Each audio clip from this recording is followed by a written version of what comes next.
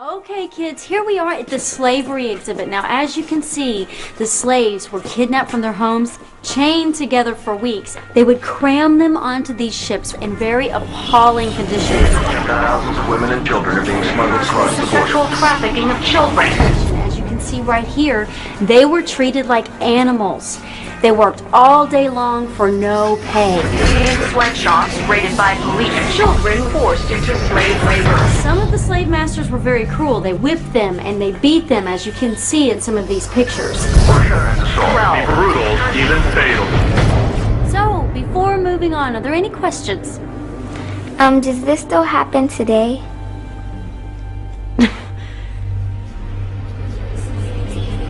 We return to this prophecy that at the end of history there will be slavery.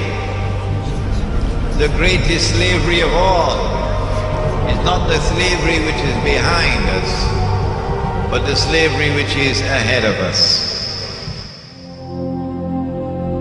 Can you tell which of these children was not born free? Can you tell which of these children was not born equal? Can you tell which of these children does not deserve to be treated with dignity?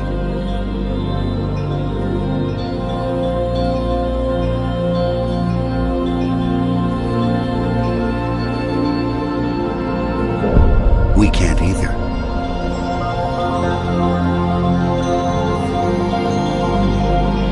What they're doing. Let's bear in mind, we are all equal. If we are all equal, who has the right to make any demands upon you? Who has the right to do anything to command you, demand you, put orders on you? Who has the power? No one. How are you going to get people to change? Small acts of defiance, he says. I'm like, what do you mean by that? Never make a scene. Just left him. Said that I didn't want to be part of his revolution. That I didn't want to see him again. But he phones me. Tells me he misses me and wants to see me. So I do. I see him again. I got him all wrong. Because what he's doing isn't bad. You have to look at the bigger picture. What's good for everyone. When you try to understand the world, one of the first things you'll see is that there are many structures of control that keep almost everyone in check and keep almost everyone repressed to some degree. And when people finally understand some of these structures of control, the first reaction is that they get very frustrated, and some people stay with that frustration for their entire lives. They just run around complaining about the system being fixed against them, and there's nothing anyone can do about it. Personal freedom is something that only you are responsible for, and if you ever stop working for it, you'll lose it. Let me tell you why you're here. You're here because you know something. What you know you can't explain, but you feel it. You felt it your entire life, that there's something wrong with the world. You don't know what it is, but it's there, like a splinter in your mind, driving you mad. It is this feeling that has brought you to me. Do you know what I'm talking about? The Matrix. Do you want to know what it is? The Matrix is everywhere. It is all around us. Even now, in this very room. You can see it when you look out your window or when you turn on your television. You can feel it when you go to work, when you go to church, when you pay your taxes. It is the world that has been pulled over your eyes to blind you from the truth. What truth? That you are a slave, Neo. Like everyone else, you were born into bondage, born into a prison that you cannot smell or taste or touch. A prison for your mind.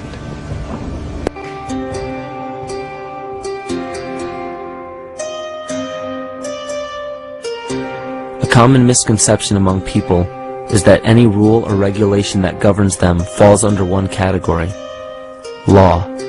But there are many other forms of law that people abide by without realizing that they simply do not apply to them.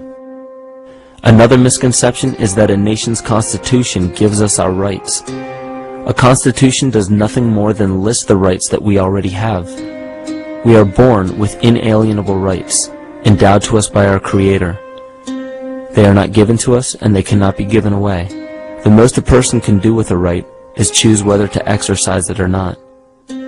Maritime admiralty law is what's known as the law of the water. It is superseded by civil law and only applies to those who willingly contract themselves into it.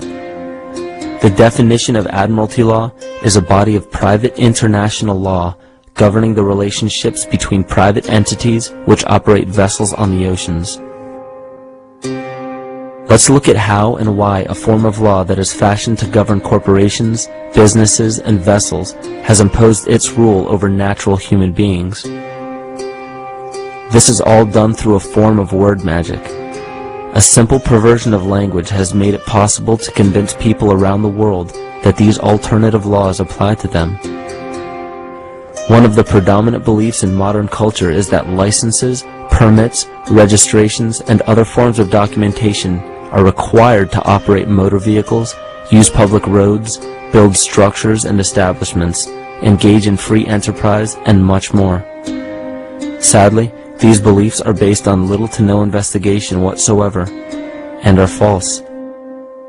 This belief structure is perpetuated by maritime admiralty law.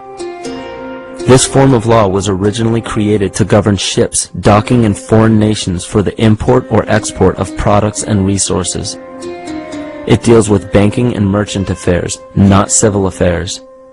When a product is taken off of a ship and brought into a foreign land, that nation takes custody of the resource and accounts for it with a certificate. That certificate marks the birth date of that product in the custody of the respective nation. Think of why it is supposedly required to have a certificate of live birth in the first place. The Barron's Dictionary of Banking Terms defines a certificate as a paper establishing an ownership claim. So right there, we notice that everyone with a birth certificate is defined as being owned. People are used as collateral with other nations because the U.S. is bankrupt.